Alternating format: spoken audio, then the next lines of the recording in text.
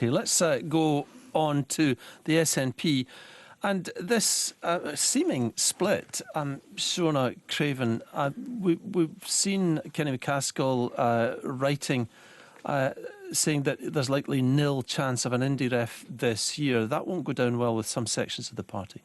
It's not a split. And also I think what we've got to bear in mind is that what Kenny McCaskill is saying here is not that he disagrees with Nicola Sturgeon and her approach to Indie Ref 2. It's not even that he's saying he doesn't want there to be one in 2020. He's just saying that he feels personally the chances are very slim or indeed nil. There are clearly many within the SNP and the broader Yes movement who would agree with that assessment, because Nicola Sturgeon has made very clear that she's looking for a Section 30 order, and you know, all indications, although we could be surprised, are that it's not going to be swiftly or ever necessarily granted. So this isn't surprising. This isn't some huge shot across the bows saying let's do things differently. All it is someone perhaps just being realistic about what he sees as the chances, and I think a lot of other people share his views. Was he being naive to write this in the Scottish Left Review?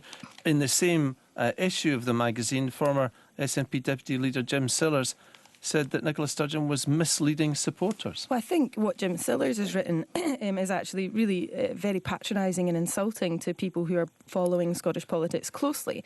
To suggest that somehow Nicola Sturgeon is misleading people by saying she wants the referendum to be this year, that's not misleading. And anyone who's paying attention, anyone who's listened to anything Boris Johnson has to say about Scotland, will share the scepticism that this is going to happen. And again, I think Jim Sillars is not an MP or an MSP. He's yesterday's man.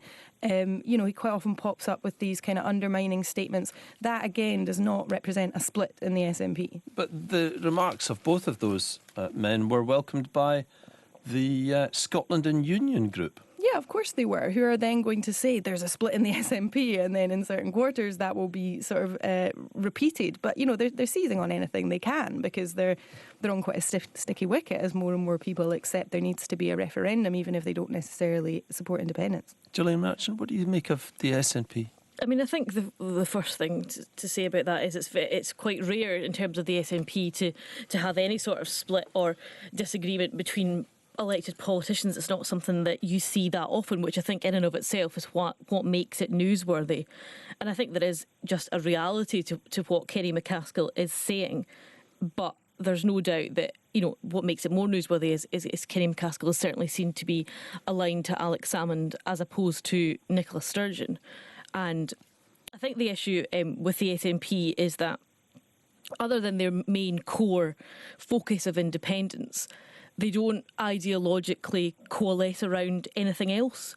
So in order to keep the political width of people within the SNP together, Nicola Sturgeon does need to be seen to be pushing for an independence referendum. Otherwise, people in her own party are going to get angsty about why she's not doing that. And Peter Duncan, one of the stories that's in the Sunday papers today is that actually the SNP, there might be, I think the Sunday Times is running this, saying that the MPs particularly will be asked to refocus rather than being at Westminster so much, to refocus back in Scotland. I wonder if that is accepting to some extent the realpolitik that not much of this can be done at Westminster. They're kind of blocked there.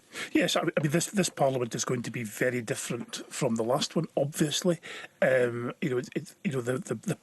opportunity for the SNP to clearly to make their points, the Prime Minister's question time and so on, to grandstand if I was being pejorative about it, is certainly there. What there isn't, because of the numbers, there genuinely just isn't going to be the opportunity to actually make a difference in the chamber. And I know to my cost in the past how frustrating that can be, to be in Westminster every week when actually you can do very little in the face of an overwhelming government majority. And in that context, it makes complete sense for the SNP to be saying, actually, the major big objective here is to deliver a majority in 2021 in favour of another independence referendum, because it is that trigger, in my view, that is going to be the significant one. And therefore, having another 55 MPs in Scotland campaigning for that objective makes sense. And Shona, if that is the objective, or the next sort of hurdle, the next milestone, 2021,